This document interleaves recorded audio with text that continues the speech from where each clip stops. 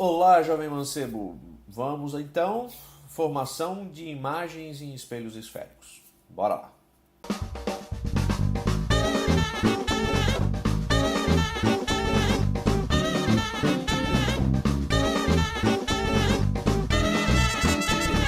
Na última aula, a gente viu como se comportam os raios de luz em espelhos côncavos e convexos, tá?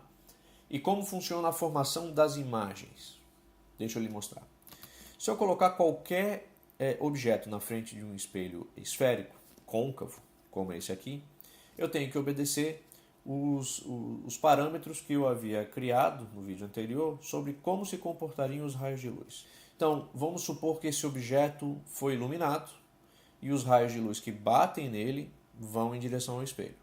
Eu vou pegar os raios de luz da ponta do objeto para mostrar para você como se forma a imagem. Tá? Porque todos os outros raios de luz vão seguir a mesma ideia e vão formar a imagem do mesmo jeito. O raio de luz que bate no vértice, tá, do espelho, ele vai incidir com uma inclinação e vai ser refletido com a mesma inclinação. Perfeito? Outro raio de luz, o raio de luz que passa pelo centro de curvatura, bate no espelho e volta pelo mesmo caminho. Ok? Segundo as premissas estabelecidas no vídeo anterior. O raio de luz que vem reto, paralelo ao eixo óptico, ele bate no espelho e sai passando pelo foco. E o raio de luz que passa pelo foco, sai da ponta do objeto e passa pelo foco, bate no espelho e sai reto. Você pode perceber aqui que todos os raios de luz verde estão cruzando-se em um ponto e é nesse ponto que se forma a imagem. Então a imagem que for formada, ela vai estar, nesse caso, de cabeça para baixo e reduzido.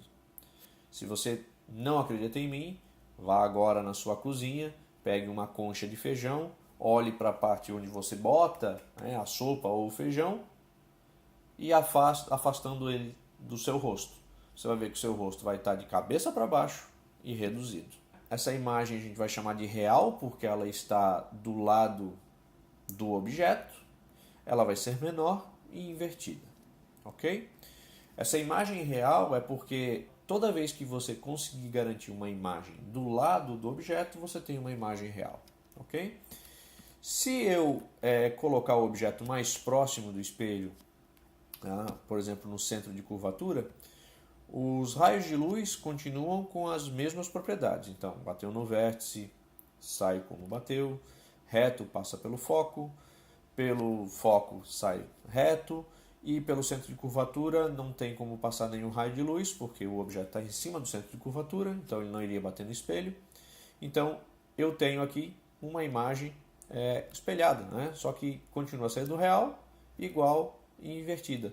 Ou seja, se você conseguir colocar o objeto no centro de curvatura, a imagem continua de cabeça para baixo, ela vai estar um pouquinho maior, na verdade ela vai estar tão maior que vai estar com o mesmo tamanho do objeto, ok?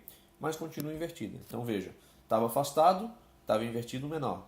Aproximei, começou a aumentar. No centro de curvatura, o objeto fica com o mesmo tamanho. Se agora eu colocar entre o foco e o centro de curvatura o objeto, analisando os raios de luz que eu posso utilizar, o do centro de curvatura não faz sentido porque ele não bate no espelho. Agora o objeto está de novo do lado, a imagem está do lado do objeto, ela está maior e continua invertida.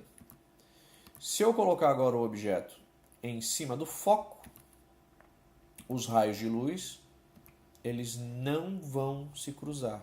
Veja, eu estou falando dos raios de luz que se refletem sempre, que são os verdes. Tá? O raio de luz incidente é o amarelo e o refletido é o verde, em todas essas apresentações. Então veja, esses raios de luz vão ser paralelos, ou seja, eles nunca vão se cruzar. Nesse ponto não se forma imagem. Então quando você coloca um objeto em frente a um espelho côncavo, com o objeto em cima do foco, não vai ser formado imagem nem no espelho e nem do lado do objeto. Tá? A gente chama isso de imagem imprópria. Tá?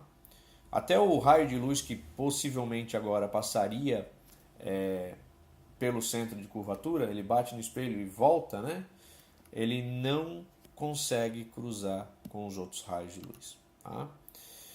Então, quando eu coloco o objeto entre o centro de curvatura e o foco, os raios de luz se comportam de um jeito que eles não se cruzam do lado do objeto, mas as projeções dele. É como se eles viessem de um local onde o tamanho do objeto estaria super ampliado, tá?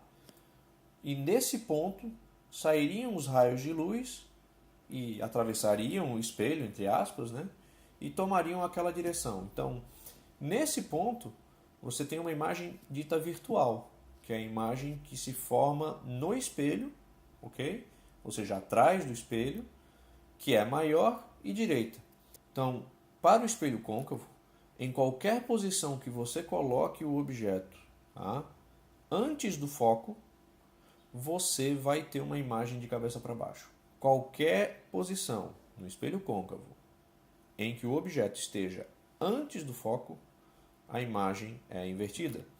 Quando você coloca o objeto sobre o foco, não forma uma imagem. E quando você coloca o objeto entre o vértice e o foco, a imagem vai ser ampliada e não vai ficar invertida. Perfeito? Então, no próximo vídeo, a gente vai falar do espelho convexo e aí fechar a reflexão da luz. Obrigado.